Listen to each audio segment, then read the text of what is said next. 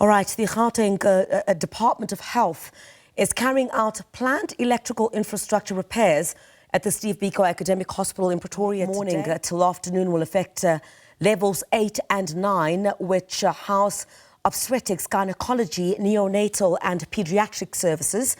High-risk patients have been moved to safer areas, while 33 elective surgeries have been rescheduled.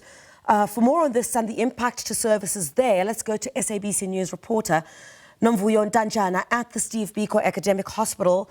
That's, of course, in Pretoria. Nomvuyo, good morning to you. Thanks indeed for your time. So in that intro, I read about how contingency plans have been put in place to ensure that, major surgeries, important surgeries that need to take place, those have been shifted. Critical patients have been moved to other areas of the hospital.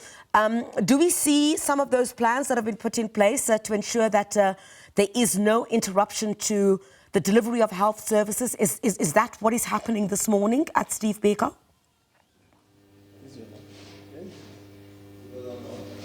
Absolutely, Griselda. Well, good morning to you first, to you and to the agenda viewers at home.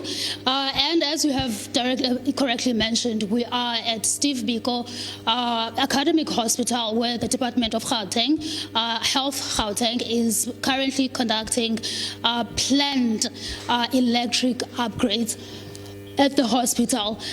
From what we understand, when we got here, we did speak to the spokesperson, the Gauteng health spokesperson, Steve Biko, where he indicated that yes, patients were moved to other levels, as you have mentioned, that 2 levels have been impacted. However, I do have with me the spokesperson himself, maybe to further elaborate in terms of what exactly is the department doing here today. No, thanks very much. We are conducting a planned electrical, repairs. We have switchovers which were old, and they were impacting on a challenge whereby when the municipality, is off in terms of giving us power from the grid, we will expect generators to kick in. So that delay was caused by the switch, which were old, and we have now started with the process to say, let's change them, have the new ones, so that when there's no power, then there's an easy flow when coming to the changeover. We are also to change our UPS system. We are done with that one. And all the affected levels, which is level 8 and 9, we are then to remove or relocate some of the high-risk or critical patients, which doctors assisted to say these ones need to be removed because they rely on electricity and power, because we could not continue with the process of maintaining while the current is on, because one might have been choked by electricity. So we had to then switch off, and we had to then encourage those that are not aware to say they must be aware, and the families as well. Steve, from what we gather, these interruptions are quite often here at the hospital, with an incident as recent as March, where the Democratic Alliance basically complained about an alleged operations that were not happening here at the hospital for over a month. No. We are continuously maintaining our theaters. If there are challenges in the theater, we maintain and make sure that we don't utilize the theater that has challenges.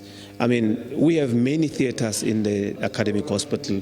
For an example, between level 8 and 9, because it obstetric and gynaecology and peds, and you then have 6 theaters.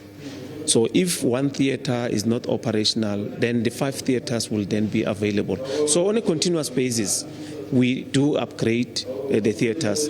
Well, the system is overwhelmed, and for the opposition party or politicians, they will always look for something that they must show that they are taking care of the facilities or doing work, which is something that they must do, but sometimes they need to be factual. and use the facts that we will provide to them to say, this is the current situation, this is what is happening. But we, on a continuous basis, our infrastructure are on the ground, making sure that we maintain and make sure that the hospitals, not only Steve Biko, are functional.